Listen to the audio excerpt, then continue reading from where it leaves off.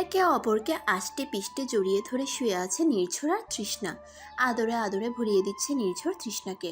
দুজনের গায়ে একটা সুতোও অবশিষ্ট নেই। বেশ মধুর ভালোবাসায় পরিপূর্ণ একটা অন্তরঙ্গ মুহূর্ত কাটাচ্ছে দুজন। সেই ভিডিও ফুটেজটি সামনের টিভির পর্দায় প্লে হচ্ছে। ভিডিও ফুটেজটি ঘোলাটে করা, তবে নির্ঝর আর আমার চেহারা খানিকটা বোঝা যাচ্ছে। নির্ঝর আমার ঠোঁটে গভীর চুম্বনের মুহূর্তে এসে ভিডিও ফুটেজটি পোস্ট হলো। হলে উপস্থিত সবাই বেশ উৎসুক দৃষ্টিতে এই মিলন দৃশ্যটি দেখে যাচ্ছিল। অনেকে আবার হতবাক হয়েছিল এসব অশ্লীলতা দেখে। কিন্তু ভিডিও ফুটেজটি এভাবে প্লে হওয়াতে একজন ব্যক্তি ভীষণ খুশি হয়েছে। সে আর কেউ নয়, নির্ঝর আহমেদ চৌধুরী। তার ভিলেন হাসি দেওয়া মুখখানা প্রমাণ করে দিচ্ছে এসবে সে ভীষণ খুশি হয়েছে। হলের এক কোনায় হলুদ শাড়ি পরে দাঁড়িয়ে অঝোর ধারায় কেঁদে যাচ্ছি আমি। সারা গায়ে কাঁচা ফুলের সাজ, কিন্তু তবুও সাজটা বৃথা মনে হচ্ছে। বিয়ের কনের এমন অশ্লীল ভিডিও সবার সামনে চললে কনের যেই অবস্থা হওয়া উচিত, ঠিক সেই অবস্থায় হয়েছে আমার। আমার ঘামে ভেজা ব্যথিত মুখটা নির্ঝরের চোখের সামনে জ্বলজ্বল করছে। অবশ্য আমার কষ্ট দেখেও পৈশাচিক তৃপ্তি পাচ্ছে নির্ঝর। গাইস, ভিডিও কোয়ালিটিটা কেমন ছিল? I want everything perfect. তাই ভিডিওটা হাই কোয়ালিটির বানিয়েছি। তবে তৃষ্ণাকে দেখার অধিকার শুধু আমার, তাই ভিডিও ব্লার করা। কারো মুখে কোনো কথা নেই। পরিস্থিতির ভয়াবহতায় উপস্থিত সবার মুখ তালা লেগে গেছে। নীরবতা কাটিয়ে তৃষ্ণার চাচি রত্না বেগম বলতে শুরু করলেন। ছি ছি ছি তৃষা, এই দিন দেখার জন্য এত কষ্ট করে তোকে মানুষ করেছিলাম। বিশ্বাস করো চাচি, এসব মিথ্যে। চোখের সামনে দেখার পরেও তুই এই কথা বলবি? এই ভিডিও মিথ্যে। এই মেয়েটা আমি নই, বিশ্বাস করো। তনয়, আপনি অন্তত বিশ্বাস করুন। তনয় কিছু বলতে যাবে তার আগেই নির্ঝর আমাকে হ্যাচকা টান দিয়ে তার বুকের সাথে মিশিয়ে নিল। নিজেকে ছাড়ানোর জন্য ধস্তাধস্তি করছি, কিন্তু নির্ঝরের বাহুডোরের থেকে নিজেকে সরাতে পারছি না। পাশে দাঁড়িয়ে থাকা তন্ময় চেঁচিয়ে উঠে বলল, ছাড়ুন তৃষ্ণাকে। বলা নেই কওয়া নেই কোথা থেকে এসে অসভ্যতম করছেন। ছাড়ুন তৃষ্ণাকে। হু আর ইউ? নির্ঝর আহমেদ চৌধুরীকে প্রশ্ন করার সাহস কোথায় পেলে? তৃষ্ণাকে ছাড়ো বলছি। আমি এখনই পুলিশ ডাকছি। এসব কি বলছো জান? তুমি কি ওদের সবাইকে ভয় পাচ্ছ? ভয় পেয়ে আমাদের ভালোবাসার কথা স্বীকার করছো না? কী সব বলছেন আপনি? ভয় আপনাকে? আর আমাদের ভালোবাসা? আমাদের মধ্যে এ ধরনের কোনো সম্পর্ক নেই। ছাড়ুন আমাকে। তুমি একদম ভয় পেও না জান। এরা আমাদের কিচ্ছু করতে পারবে না। তোমার বয়ফ্রেন্ডের এত টাকা আর পাওয়ার আছে যে এখানে দাঁড়িয়ে দাঁড়িয়ে উপস্থিত সবাইকে কিনে ফেলতে পারবে। চুপ করুন আপনি, বেরিয়ে যান এখান থেকে। নিজেকে নির্ঝরের বাহুডোর থেকে ছাড়িয়ে সামনে যেতেই নির্ঝর আবার আমার হাত ধরে টান দিয়ে নিজের সাথে মিশিয়ে নেয়। নির্ঝরের বুকে এসে পড়তেই নির্ঝর তার এক হাত দিয়ে আমার কোমর চেপে ধরে। আমি কিছু করার আগেই নির্ঝর আমার ঠোঁট দুটো তার ঠোঁটের দখলে নিয়ে নেয়। হলে উপস্থিত সবার চোখ কোটর থেকে বেরিয়ে যাবার উপক্রম। হলুদে আসা মেহমানরা ফ্রিতে তামাশা দেখছে আর ঠাট্টা বিদ্রুপ করছে। দৃশ্যটা তাদের সর্বোচ্চ বিনোদন দিচ্ছে। তন্ময়ের একটা ফোন কল আসাতে সে একটু দূরে গিয়েছিল। ফোন রেখে হলের ভিতরে আসতেই তৃষ্ণা আর নির্ঝরকে চুম্বনরত অবস্থায় দেখে তন্ময়ের মাথায় রক্ত উঠে যায়। তন্ময় এক ছুটে গিয়ে নির্ঝরকে ধাক্কা দিয়ে তৃষ্ণা আর নির্ঝরকে আলাদা করে। টাল সামলাতে না পেরে তৃষ্ণা মেঝেতে পড়ে যায়। তন্ময় পুনরায় নির্ঝরকে আঘাত করতে এগিয়ে গেলে নির্ঝরের বডিগার্ডরা তন্ময়কে আটকে দেয়। কিন্তু নির্ঝরের চোখের ইশারায় তারা থেমে যায়। নির্ঝর নিজেকে সামলে তার স্যুটটা ঠিক করে একটা ভিলেন হাসি দেয় তৃষ্ণার দিকে তাকিয়ে। আমি এখনও মেঝেতে পড়ে অশ্রু বিসর্জন দিয়ে যাচ্ছি। তন্ময় রাগে ফুঁসছে, কিন্তু কিছু করতে পারছে না। নিজের রত্না চাচির হাতে একটা খাম ধরিয়ে দিয়ে সেখান থেকে চলে গেল। এদিকে তৃষ্ণার হলুদের অনুষ্ঠান পুরো মাটি করে দিয়ে চোখে মুখে প্রশান্তির ছাপ নিয়ে নির্ঝর গাড়িতে গিয়ে বসলো। গাড়ি ছুটে চলেছে আপন গতিতে। জানালার কাছের বাইরের স্থির দৃষ্টিতে তাকিয়ে আছে নির্ঝর। বাইরে বৃষ্টি হচ্ছে। কাজ নামানো থাকে, মাঝে মধ্যে দু একটা ফোঁটা বৃষ্টির পানি নির্ঝরের মুখের উপর ছিটে আসছে। ওয়াশরুমে শাওয়ারের নিচে বসে আছি। শরীরে লেগে থাকা হলুদগুলো পানির স্রোতের সাথে ধুয়ে যাচ্ছে। একটু আগে যে ড্রামাটা হলো সেটার কথা ভাবতেই আমার চোখ ভিজে যাচ্ছে। প্রতিটা মেয়ের জন্য তার বিয়ে জীবনের সবচেয়ে বড় সুন্দর মুহূর্ত। এই মুহূর্তের মধ্যে একটি। আর আমার বিয়ের আগের দিন আমার আপত্তিকর ভিডিও সবার সামনে দেখানো হয়েছে। ভিডিওতে দেখানো হয়েছে মুখটা যে আমার নয়, এটা এক মুহূর্তের জন্য প্রমাণ করতে পারলেও নিজের সবার সামনে কিস করার পর নিজেকে নির্দোষ প্রমাণ করার আর কোনো রাস্তা নেই। পরনে থাকা কাঁচা ফুলের গহনাগুলো টেনে ছিঁড়ে ফেললাম। বড্ড জ্বলছে এগুলো, কাটার মতো বিচ্ছে। বাইরে দরজায় ধুমধাম বাড়ি পড়ছে। রত্না চাচি পাঁচখাই গলায় চেঁচিয়ে যাচ্ছেন। তৃষা, দরজা খোল। আজ তোর একদিন কি আমার একদিন। চরিত্রহীন মেয়ে কোথাকার। নাগরের সাথে কুকীর্তি করে এখন আমার মান সম্মান ধুলোয় মিশিয়ে দিলি। চাচি অকথ্য ভাষায় গালিগালাজ করে যাচ্ছে। অবশ্য দোষটা তার না, আমার মতো অনাথের উপর এত দয়া করেছেন, তার প্রতিদানে তাকে অপমান পেতে হলো। চাচির কথায় পাত্তা না দিয়ে লম্বা একটা শাওয়ার নিয়ে বেরিয়ে এলাম। দরজার বাইরে চেঁচামেচি কমে গেছে, মানে চাচি ক্লান্ত হয়ে চলে গেছে। ভেজা চুলগুলো বালিশে মেলে দিয়ে হাত পা ছড়িয়ে শুয়ে পড়লাম। দু চোখের কার্নিশ বেয়ে অশ্রুকণা গড়িয়ে পড়ছে। নিঝড় একটা ঝড়ো হাওয়ার মতো আমার জীবনে এসেছে, সব কিছু উলটপালট করে দিয়ে গেল। আর আমি কিচ্ছু করতে পারলাম না। কাল আমার বিয়ে ছিল, সেই বিয়েটা কি আর হবে? তন্ময় কি আর আমাকে মেনে নেবে? দরজায় আবার খটখট শব্দ করছে, কিন্তু এবার চাচি আসেনি, কারণ চেঁচামেচির শব্দ নেই। দরজা খুলতেই একটা বাচ্চা মেয়ে হুড়হুড় করে ঘরে ঢুকে পড়ল। মেয়েটা তিতলি, আমার কলিজার টুকরা। তিতলিতে ছোট ছোট হাত দিয়ে করে নিয়ে আসা খাবারের প্লেটটা বিছানায় রাখতে রাখতে বলল, মামুনি, তুমি নাকি আজকে সারাদিন কিছু খাওনি? তুমি কিভাবে জানলে মামুনি? বাবাই বলেছে। কাজটা কি তুমি ঠিক করেছো বলো? না মামুনি, ভুল হয়ে গেছে, এতগুলো সরি। এখন ঠিক আছে, জলদি জলদি খেয়ে নাও তো। তিতলি নিজের হাতে আমাকে খাইয়ে দিচ্ছে। আমার মতো একটা মেয়েকে যে কেউ এতটা ভালোবাসতে পারে, সেটা তিতলিকে না দেখলে বিশ্বাস করতে পারতাম না। পুরো পৃথিবীর চোখে আমি খারাপ, কিন্তু একমাত্র তিথির চোখে তার আদর্শমান। মা মেয়ে এক হয়ে গেলে আর আমি একা পড়ে গেলাম, দ্যাটস নট ফেয়ার। দরজায় হেলান দিয়ে তন্ময় কথাটা বলল। তিতলি মামুনি, তুমি ঘুমিয়ে পড়ো, অনেক রাত হয়েছে। ওকে মামুনি। তিতলি চলে গেল। তন্ময় আমার কাছে এসে বসলেন। আই এম সরি, নিচে যা কিছু হলো, কিন্তু বিশ্বাস করুন, ভিডিওতে মেয়েটা আমি নই। Relax Trishna, I trust you. আর কালকে যথাসময়ে আমাদের বিয়েটা হবে। যে যত প্ল্যানিংই করুক, আমাদের বিয়েটা হবেই। বিছানায় শরীর লেলিয়ে দিয়ে সিলিংয়ের দিকে তাকিয়ে আছে নির্ঝর। মুখে তৃপ্তির হাসি তার, তবুও বুকের বাঁ পাশটায় ঝড় হয়ে যাচ্ছে। এই ঝড়ের কোনো কারণ সে খুঁজে পাচ্ছে না। এসি করা রুম, পর্যাপ্ত পরিমাণ ঠান্ডা আবহাওয়া, তবুও ঘেমে নিয়ে একাকার হয়ে গেছে সে। অকারণেই সব হচ্ছে তার সাথে আজকাল। নীর, কোথায় ছিলে সারাদিন? দরজার সামনে দাঁড়িয়ে অত্যন্ত সুন্দরী একটা মেয়ে নির্ঝরের উদ্দেশ্যে প্রশ্ন ছুড়ল। মেয়েটার আগমনের আভাস পেয়ে নির্ঝর উঠে বসল। কেন আসতে পারি না বুঝি? স্নিগ্ধা, তুমি এখানে? সেটা তো বলিনি, কখন এলে? এই মাত্র। জানো কতবার ফোন করেছি তোমাকে? আম্মু তোমাকে অনেকবার ফোন করেছিল, তুমি ফোন ধরোনি। তাই আমাকে ফোন দিয়েছে যে বিয়ের তারিখ কবে ঠিক করবে। স্নিগ্ধার কথা শুনে নির্ঝরের চোখে মুখে চিন্তা এসে ভর করল। কিছুক্ষণ চিন্তিত হয়ে বসে থেকে নির্ঝর উত্তর দিল। লুক স্নিগ্ধা, কিছুদিন আমি খুব বিজি থাকবো, তাই এখন বিয়েটা করা সম্ভব হচ্ছে না। 2 মাস সময় পেলে খুব ভালো হতো। নির্ঝরের মুখে 2 মাস ওয়েট করার কথা শুনে স্নিগ্ধার মন খারাপ হলেও কিছু না বলে হাসি মুখে মেনে নিল। শত হলেও ভালোবাসার মানুষটার আবদার বলে কথা। আমি এতটা খারাপ নই। দুই হাত দিয়ে নিজের অর্ধনগ্ন দেহটা ঢাকার ব্যর্থ চেষ্টা করছি। পরনের লাল বেনারসি শাড়িটা আঁচল ছিঁড়ে মেঝেতে পড়ে আছে। ব্লাউজের বাম কাঁধের অনেকটা ছিঁড়ে কাঁধ দেখা যাচ্ছে। কান্না করার ফলে দু চোখের কাজল লিপটে একাকার হয়ে গেছে। তবুও আমি থেমে নেই। নিজেকে বাঁচানোর শেষ চেষ্টা আমি করবই। এক দু পাপ করে পেঁচাতে পেঁচাতে দেওয়ালে পিঠ ঠেকে গেল। তবে কি আর শেষ রক্ষা হবে না? আমি কি পারবো না নিজেকে রক্ষা করতে? নির্ঝর আমার থেকে মাত্র 1-2 হাত দূরত্বে দাঁড়িয়ে আছে। ভয়ে হাড়টা অসম্ভব দ্রুত পিট হচ্ছে। উনি এক পা করে আমার দিকে আসছে, আর তার শার্টের বোতামগুলো খুলছে।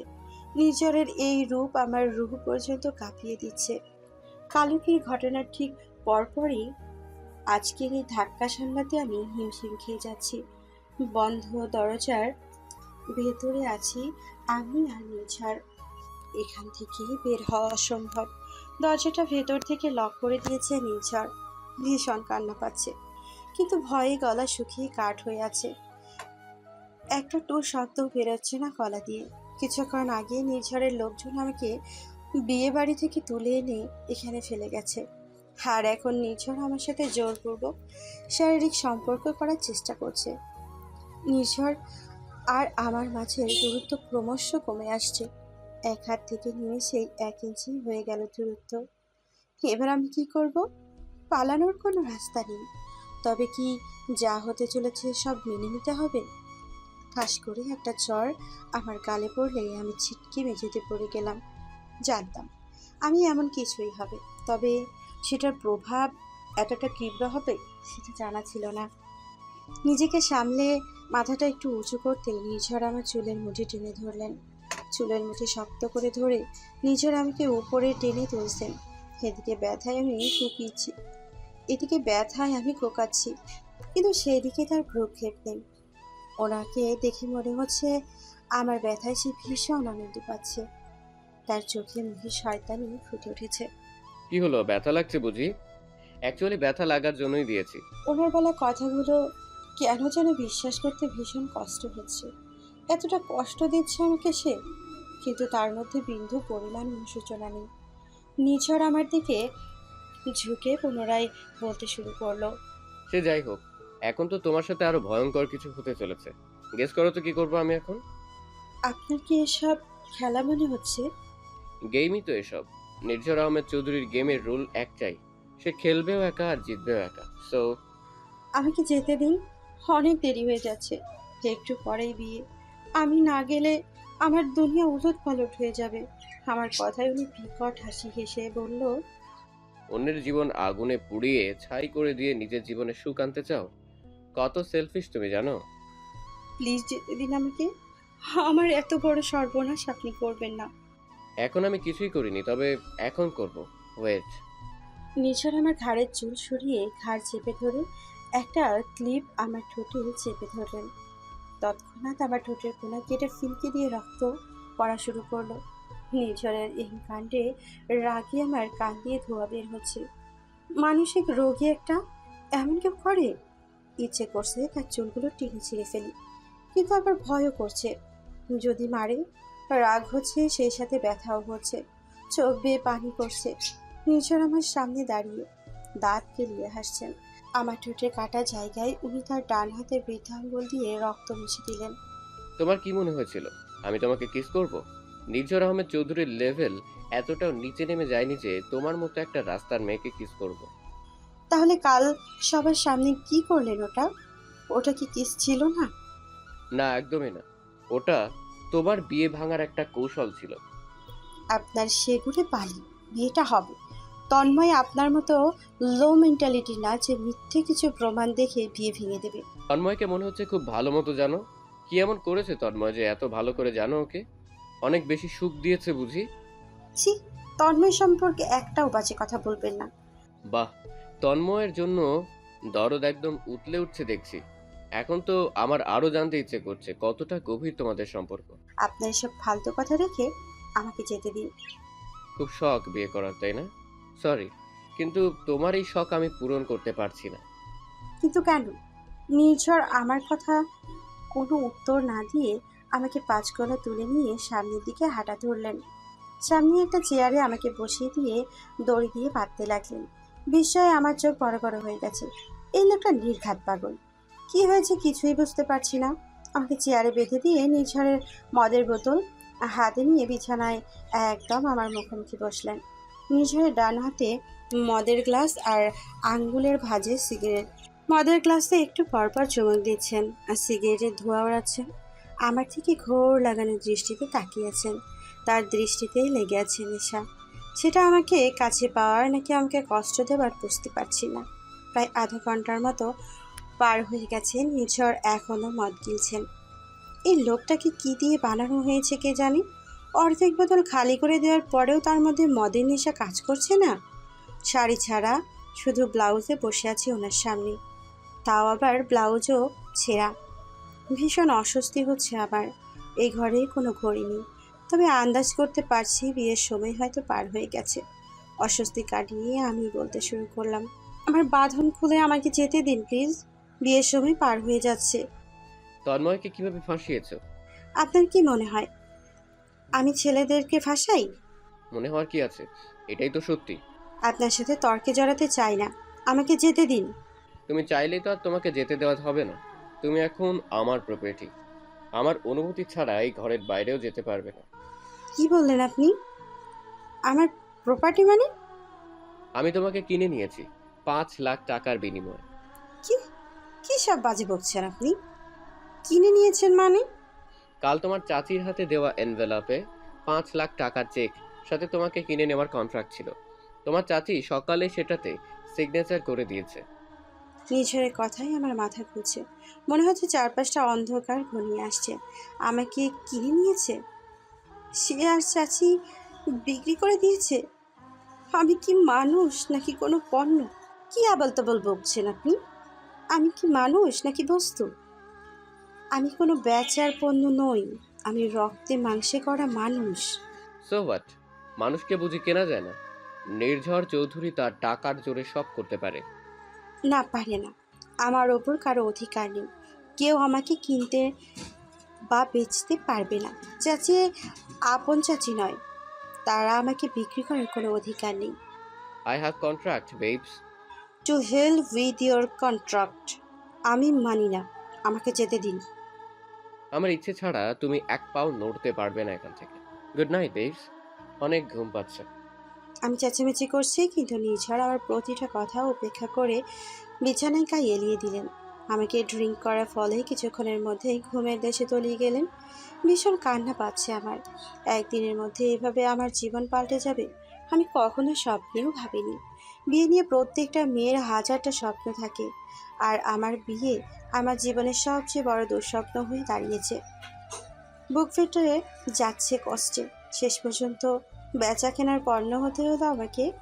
দুই চোখ দিয়ে অশ্রুকণা বেয়ে পড়ছে। তিতলির কথা মনে পড়ছে। না জানি আমাকে ছাড়া কি অবস্থা হচ্ছে ওর। একা ঘরে কান্না করলে কেউ নেই ওই তিতলিকে দেখার। ঘুমের ঘরে মনে হচ্ছে কেউ আমাকে জড়িয়ে ধরে ব্লাউজের হুক খুলছে। সারা রাত চেয়ারে বাঁধা অবস্থায় কান্না করেছি। একটু আগেই চোখ লেগেছে। পিঠে লোকটার স্পর্শ ক্রমাগত বাড়তে থাকলে আমার ঘুম পুরোপুরি ছুটে যায়। চোখ খুলেই দেখি নিঝড় আমার উপরে আছোয়া হয়ে আছেন, আর আমি বিছানায় শুয়ে আছি। নিঝড়কে একটা ধাক্কা দিয়ে আমার ওপর থেকে সরিয়ে আমি উঠে বসলাম। নিঝড় এমনিতেই ড্রাঙ্ক ছিল। ধাক্কা দেওয়াতে ডাল সামলাতে না পেরে নিচে পড়ে যায়। ব্লাউজ কাঁধের উপরে উঠিয়ে ব্ল্যাঙ্কেটটা গায়ে জড়িয়ে কোনো মতে এই শরীরটা আড়ার করলাম। নিঝড় রক্তিম চোখে আমার দিকে তাকিয়ে আছেন। চোখ দিয়ে মনে হচ্ছে আগুন ঝরছে, আর সেই আগুন আমাকে ঝলসে দেবে। ভীষণ ভয় করছে। ওনার চোখ মুখ দেখে মনে হচ্ছে আবার কোনো শাস্তি দেবেন।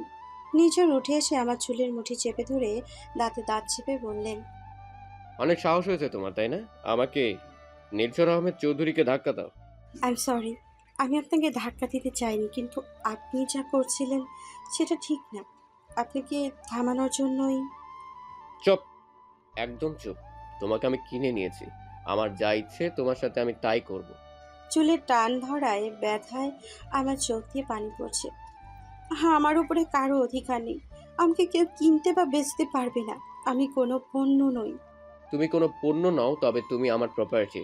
একটা বিষয় ভেবে দেখেছো তুমি কতটা ভ্যালুলেস? তোমার দাম মাত্র 5 লাখ টাকা। এত কম দামি তুমি? কথাটা বললেই নিঝড় বিকট হাসলেন। নিঝড়ের কথায় আমার কান দিয়ে রক্ত বের হওয়ার উপক্রম। একটা মানুষ এতটা নিচু কিভাবে হতে পারে? নিজের সম্পর্কে এসব কথা শুনতে আমার ভীষণ কষ্ট হচ্ছে, কিন্তু কিছুই করতে পারছি না। বড় অসহায় মনে হচ্ছে নিজেকে। নিঝড় আমার চুলের মুঠি ধরা অবস্থাতেই কিছুক্ষণ আমার মুখের দিকে তাকিয়ে রইলেন। তার দৃষ্টি আমার জন্য আকাশ সমান ঘৃণা জমে রয়েছে। এই ঘৃণা তার করা প্রতিটি দুর্ব্যবহারের থেকে বেশি কষ্ট দিচ্ছে আমাকে। কিছুক্ষণ ভেবে, কি করছেন? দয়া করে আমার এত বড় সর্বনাশ করবেন না। Don't be silly babes. তোমার মতো একটা রাস্তার মেয়েকে নির্ঝর আহমেদ চৌধুরী স্বপ্নেও তার বেড পার্টনার বানাবে না। তো নিজেকে এতটা ইম্পর্টেন্স দিও না। তাহলে কেন আটকে রেখেছেন আমাকে? যেতে দিন, মুক্ত করে দিলেই তো পারেন। শ্, তুমি আমার ভালোবাসা নাও। তুমি আমার নেশা। ভালোবাসাকে ছেড়ে মানুষ বাঁচতে পারে, কিন্তু নেশাকে ছেড়ে বাঁচা অসম্ভব। তোমার নেশা করেই আমি মরতে চাই। আর আমি মুক্তি চাই। যেতে দিন আমাকে। আর যদি মুক্তি দিতে না পারেন তবে মেরে ফেলুন। না, তোমাকে আমি মরতে দেব না কখনো, আর শান্তিতে বাঁচতেও দেব না। কেন নিছর? আমার প্রশ্নের উত্তর না দিয়ে ব্ল্যাঙ্কেটটা সরিয়ে আমার কাঁধটা উন্মুক্ত করলেন। আমি চোখ মুখ হেসে ধরে আছি। এখনই বুঝি আমার সব শেষ হয়ে যাবে। কিন্তু তখনই বাম কাঁধে ভীষণ জ্বালা পোড়া অনুভব করলাম। চোখ খুলতেই দেখলাম নিঝর আমার কাঁধে অ্যান্টিসেপটিক লাগিয়ে দিচ্ছেন। কাঁধে রক্ত শুকিয়ে আছে, হয়তো কেটেছিল, অবশ্য আমি টের পাইনি। অনেকক্ষণ সময় নিয়ে খুব সাবধানবশত কাঁধের রক্ত পরিষ্কার করে অ্যান্টিসেপটিক ক্রিম লাগিয়ে দিলেন উনি। এই মুহূর্তে নিঝরকে অনেক কেয়ারিং মনে হচ্ছে। কাল রাতে উনি আর এখনকার ওনার মধ্যে কত তফাৎ!